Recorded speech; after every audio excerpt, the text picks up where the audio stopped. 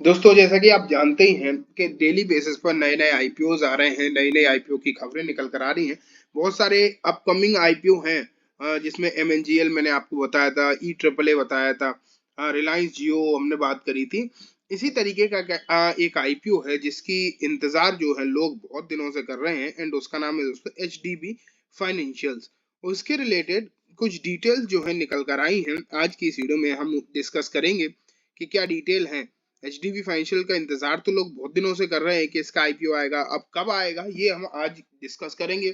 साथ में इसके जो पेरेंट कंपनी है बेसिकली उसके बारे में डिस्कस करेंगे, कौन सी इसकी पेरेंट कंपनी है, कितने शेयर हम खरीद सकते हैं, कब खरीदे, ये भी जो है डिस्कस करना है।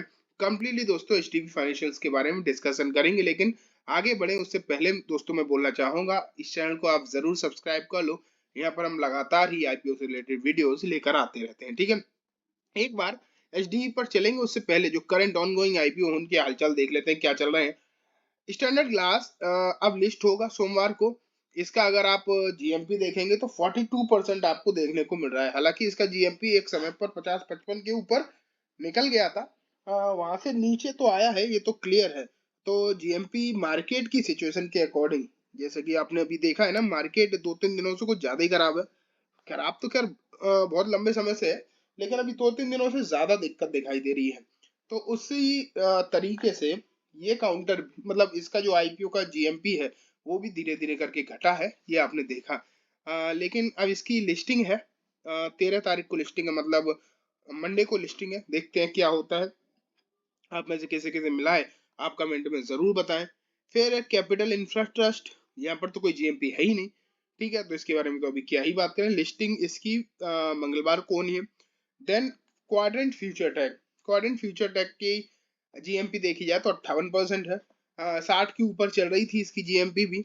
अब अगर हम देखेंगे धीरे धीरे करके मार्केट की सिचुएशन के अकॉर्डिंग सभी की जीएमपी घटी है। इसमें भी कोई डाउट नहीं कि जितने भी आपको आईपीओ देखने को मिले हैं सभी की जीएमपी जो है थोड़ी थोड़ी करके कम तो हुई है, इसमें कोई डाउट वाली बात नहीं, ठीक है।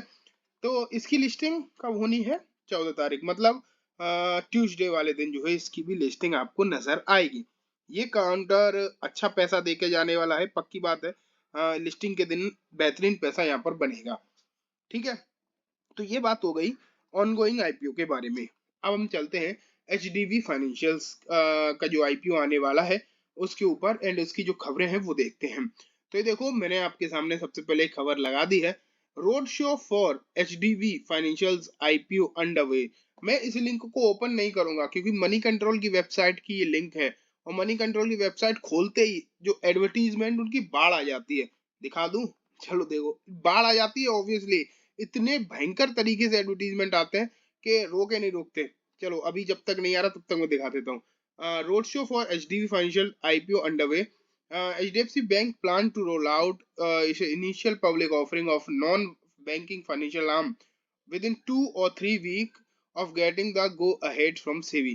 तो यहाँ अगर हम देखें तो बहुत जल्दी ही इसका आईपीओ आने वाला है, एंड जो इसका रोड शो है बेसिकली आप ये मान के चलिए वो हो रहा है इंटरनेशनल मार्केट में, जो है इसका रोड शो चालू हो चुका है। एंड फरवरी के, ये देखो हो गया ना। अब ये आप पीछे भी कहीं भी करो सब लिंक ही खत्म हो जाती है। चलो, हाँ, तो रोड शो इनका जो है चल ही रहा है बेसिकली, आप ये मान के चलो। एंड इंटरनेशनल मार्केट में ये अपना पूरी तरीके से फुल प्रचार जो है चालू कर रखा है इन्होंने।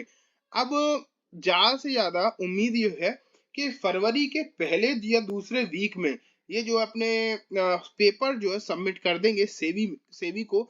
एंड जब सेबी को सबमिट कर दिए जाएंगे पेपर तो एक हफ्ते के अंदर अंदर अप्रूवल जो है मिल सकता है। कंपनी बहुत दिनों से प्लानिंग फेज में है, बहुत प्लान कर रही है, बहुत सोच समझ कर ये आईपीओ आने वाला है। तो इस पर ध्यान तो देना ही पड़ेगा। लेकिन अगर अभी हम वैल्यूएशन की बात करें तो वो भी मैं अभी आपको दिखाऊंगा। लेकिन आप यहाँ पर देखो, road show kicked of around the end of December and right now. तो दिसंबर के एंड से देखने को मिल रहा है इसका रोड शो तो चालू ही है। Large foreign fund including sovereign fund, pension fund have been contacted to understand their appetite to invest in large issuance like HDB Financial, जैसे वो said। तो यहाँ आप देखोगे तो कुछ बड़े बड़े फंड से यहाँ पर बात होती हुई दिखाई दे रही है, जो कि इस आईपीओ में पैसा लगा सकते हैं। अब यहाँ अगर आप देखो तो वैल्यूएशन जो है इनकी $10 बिलियन से $12 बिलियन, लगभग 85,000 से 1 लाख करोड़ तक की वैल्यूएशन, मतलब ये देखने को मिलेगा आईपीओ। तो एक बड़ा आईपीओ होने वाला है, इसमें तो कोई भी डाउट वाली बात है ही नहीं।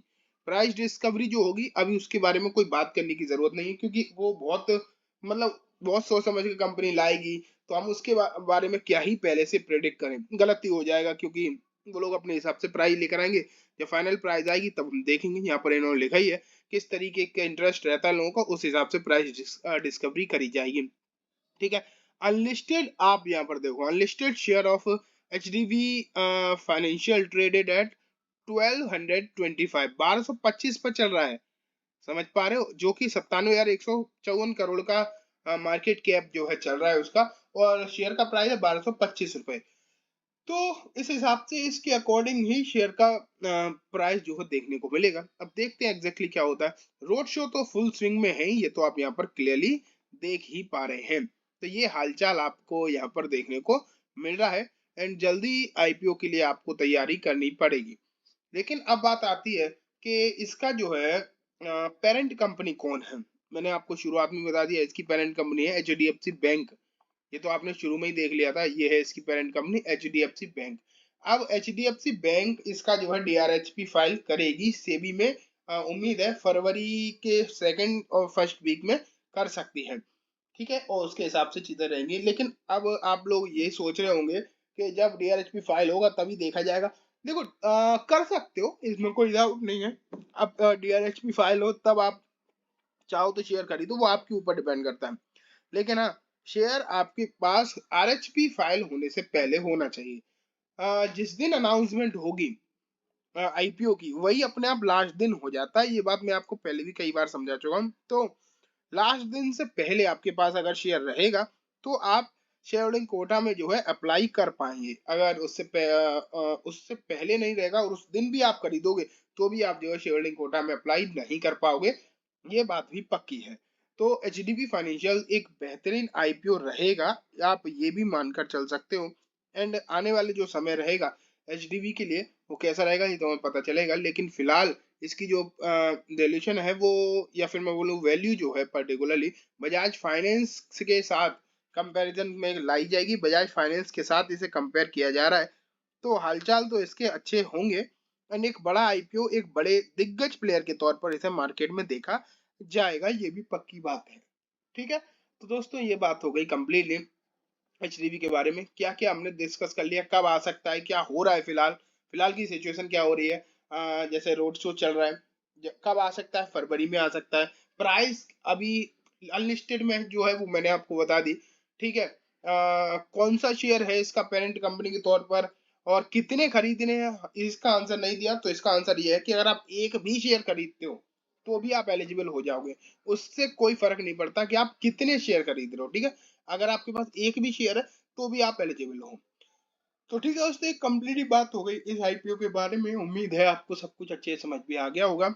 अब मैं इस वीडियो को यहीं खत्म करूंगा। जाने से पहले बस एक बार बोलना चाहूंगा, वीडियो अच्छी लगी हो तो लाइक करना, चैनल को भी जरूर सब्सक्राइब करना। Thank you.